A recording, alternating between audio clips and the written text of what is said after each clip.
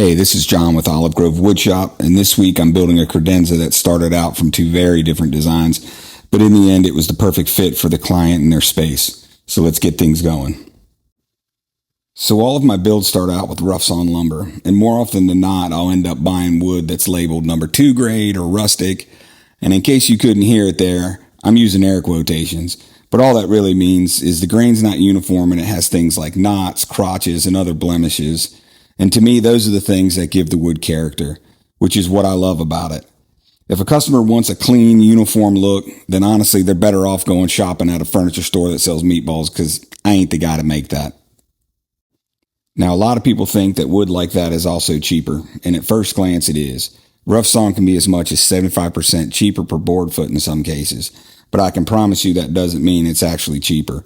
When you factor in the amount of time you'll spend milling it down to get it flat and square like the more expensive S4S lumber, plus the amount of wood lost in that process, it ends up being more expensive most of the time. So why do it then? Well, for me, it's because I like to let the wood speak for itself and drive the final details of the builds, which makes for a much more interesting final result. And boring wood doesn't do that.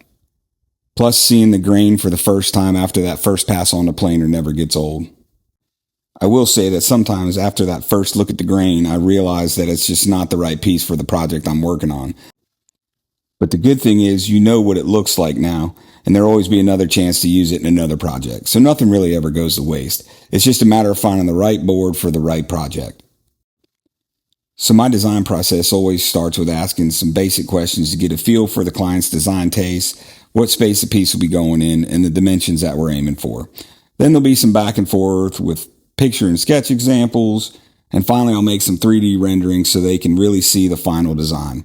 Now, a smart person would probably make some detailed plans since they just spent all that time making 3D renderings, but that's not me. Luckily, I'm able to fully visualize the design in my head and can easily work it out from there, which sounds crazy to some people, but I promise you it works for me. Now, full disclosure, this isn't a step-by-step how-to video. That's not to say there won't be some tips and tricks along the way, but I am by no means a master woodworker, so definitely take it all with a grain of salt. And on that note, here's a great way to always ensure tight joints when gluing up panels. Folding up your boards like a book and giving them a pass over the joiner will give you a perfectly matched surface every time. The way I like to do it is keep my joiner depth set as low as possible, so I'm taking the shallowest pass to minimize any loss in the width of the board itself, which means you might need to do an additional pass or two to get it perfect, but it's worth it for the end result. So anytime you're making a cabinet style piece, it can get very repetitious and seem like you're making panels for days, which you are, but you just have to remember it'll be all worth it in the end. Another thing I like to do is leave my boards a little thicker than they need to be for the glue up, so later on I can run them through the planer, that way I get a perfect panel every time. Another reason I hold off on bringing them to their final thickness as long as possible is because it's inevitable that at some point during all the shuffling around, they'll end up getting scratches and dings, which you don't want to deal with when you've taken the board to its final thickness. So I didn't need to be too particular in choosing the wood for the cabinet body, since really only the sides would be visible. But the wood for the door and the drawers was a different story. It would be the face of the piece, and I wanted it to have that continuous flowing grain look to it. So for that, I dug through some of my old growth cherry that had been sitting in a barn in North Florida for the last 40 or 50 years, and it is some amazing looking wood. I just needed to get all the old nails and staples out of it and literally sweep the sand and dust off of it so I didn't roach my planer blades. But it is some beautifully figured cherry, and it is rock hard to boot. I mean, just look at that figuring. It's absolutely gorgeous. And yes, it has some cracks, knots, and some limb inclusions, but in my opinion, that's what makes it cool. Of course, the trade-off is you have to deal with a lot of fine detail work when it comes to dealing with all that character. I very rarely use anything other than black coloring when I deal with these. It more closely mimics the natural knots in most woods, and there's not many woods that don't look good against black. And you don't have to worry about it fading or changing color over time, and it's what I like. As with everything that I make, I like to let the wood be the show, so I rarely want to add anything that may overshadow that.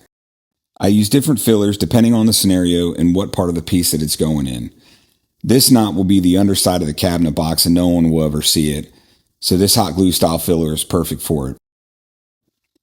For the parts that will be seen, I'll use tinted epoxy for larger cracks or crevices, or good old CA glue like I'm using here. And again, I just love the look of that black against the wood. It just looks sharp. In the end, everyone has their own preference, and this is the way I like to do it. And I haven't had any complaints from my customers, so I'm going to keep doing it this way. Getting to the point where I start making the final cuts always makes me a little anxious, because the last thing I want to do is remake a panel or a part that I just invested a ton of time in, but it's all part of the fun. I'll be the first to say that I am by no means the authority on how you're supposed to do things. Some things I picked up from other woodworkers, some things I just kind of figured out on my own, and some things just work for me. None of this is meant to be a tutorial at the end of the day. You work with the tools and skills at your disposal, so if you see me doing something back-asswards, drop me a comment and let me know a better way to do it. I'm all ears. When it comes to sanding, I feel like there are two camps. Those that hate it and those that really hate it. And I get it. You spend hours doing it right, and I cannot stress enough how important it is to work through your grits to get a perfect finish. One of the worst things you can do on a project is rush through the sanding stage. But honestly, I don't mind it. I pop in my earbuds, put on some good tunes, put my head down, and just get after it. Shoot, I have some of my best ideas while I'm sanding. One of the great things about woodworking is there are so many different ways to accomplish a task, like when it comes to dados. Sometimes I'll use my router and guide like I'm doing here. Other times I'll use a dado stack in my table saw or even in my radial arm saw. It really just depends on the scenario. Here I was cutting dados that needed to mirror each other, so it just made sense to clamp the two pieces together, run the router through with a 3/4 bit to match the panel thickness, and there you go. I'm always a fan of dry fitting pieces before final gluing, especially on more elaborate assemblies like this. Glue ups are stressful enough, so no need to make them any harder. On this cabinet, I ended up doing simple rabbets to join all the sides together. This was mainly because it has a unique design for how the top and the legs sit, and you always want to be careful not to overdo it on the details and embellishments. It's very easy for them to get out of hand, and it just clutters the overall look of the piece. If it were a simple box and base style cabinet, then a classic miter joint or even dovetails would look great, but since the box itself isn't a focal point, rabbets were perfectly fine.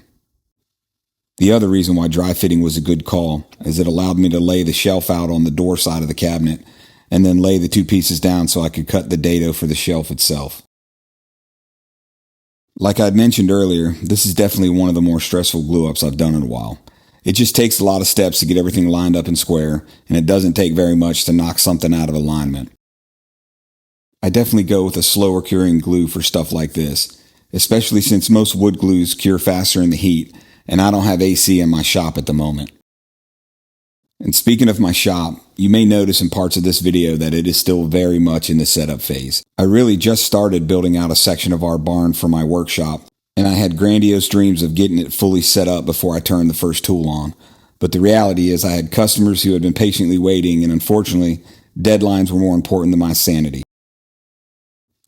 So here I am working in a 100-degree shop in the Florida summertime with nothing but a couple of fans and a plucky attitude. The legs of this piece are definitely my favorite part and really do make the entire design. They were also the way I was able to bridge the gap of the two vastly different design styles that my clients have. I did this with basically 3 details. The first was to add a traditional taper to the bottom third of the legs. Then dividing the leg layout into thirds is a second detail, and is very important for the overall look of the piece because the box itself is 2/3 of the overall height, and then the taper makes up the final third of the leg. And the last detail is a thumbnail edge to the outside of the legs above the taper, and then a fully rounded leg for the taper. I have to give a shout out to 4 Eyes Furniture for turning me on to the thumbnail profile. It's such a simple and elegant detail. It softens the edge of the piece while catching the light just right to give the appearance of a crisp edge. It's just a cool detail, so thanks, Chris. Now there are 2 main rules I live my life by. 1, anytime a dog or a kid wants to play, you stop what you're doing and play. And B, never trust a dude in a tunic. For this part, I'm just using an inexpensive tapering jig. I'm always a fan of using jigs, whether they're homemade or store-bought. They just make things so much easier when you need to make repeatable parts, which is sweet. And hopefully you get to use them on other projects in the future. So double sweet. So now I'm just adding that round over detail to the taper part of the leg. and then the thumbnail to one long side of the legs. By far the easiest part of this whole build was the top. Just clean up a couple of 8/4 walnut boards to bring them down to 6/4, throw in a couple of floating tenons, a generous amount of glue, and bam, you got yourself a top. So back to jigs, and I'm a little biased because I mill everything in-house. But one of my favorite ones is a straight edge jig like I'm building here. Super easy to make. All you need is plywood scraps, some hold down clamps, and then you square it to your table saw and you're good to go. I have a 5-foot one that I probably built 15 years ago that I still use regularly. And after this, I'll have an 8-foot one. All of this is so I can break down the boards that will become the cabinet face. As I was digging through my stash of barnwood cherry, I stumbled upon 3 book match pieces that were perfect for this piece. The first thing I did was give them all a very light pass through the planer so I could actually see the grain pattern and then choose the best orientation to use. Then I used the straight edge jig just to take off enough of the edge to square them up and then rip down to 8 inches so they would fit on my joiner for the flattening stage. Being careful to cut from the same side of each piece to keep the book match pattern going. Pick the best part, cut them to length, and then glue up the panel. I kept it pretty simple for the drawers as well, and just used the half method that Stumpy Nubs uses. If you haven't checked out his channel, do it. It's a great resource. I saved all the less figured cherry for the drawers since you won't really see them once this thing is in use. The bottoms are just maple plywood. And a side note, I always keep 1/4 inch and 1/2 inch maple plywood around for things like this. I also hit them with a little water-based cherry stain to help them blend in a little more. This was definitely the part of the build where I felt like I was over the hump and things were starting to be on cruise control, which meant I wouldn't be paying attention, so I'd have to lay out the drawer runners like 3 times because math is hard when your mind is wandering. Speaking of being over the hump, if you've hung around this far, it would be awesome if you could hit like and subscribe so I can keep making more videos like this. Or you've just waken up after dozing off because I lulled you to sleep, which means you owe me for helping you with that power nap, so you ought to pay it forward. After routing out the back, I'm just staining up more of that maple plywood to use for the back panel. So I've been dreading this part for pretty much the entire time I've been working on this. And I can't be the only one who feels this creeping sense of doom when it comes to cutting a panel into pieces while making sure the book match grain continues across all of them. One wrong cut and the whole panel is shot, and the 3 boards that I'm using to make the panel are the only book match pieces I have left. So literally the entire project hinges on not screwing this up. So no pressure. The first cut to separate the door is definitely the easiest part. And because I like to prolong my anxiety, I figured I'd test fit the door a few times, maybe do some fine tuning with my plane to make sure it's perfectly flat. Pretty much anything I could think of to avoid cutting the other half into the drawer fronts that have to line up perfectly or the whole thing is shot. But the show must go on, as they say, and it was time to light this firecracker.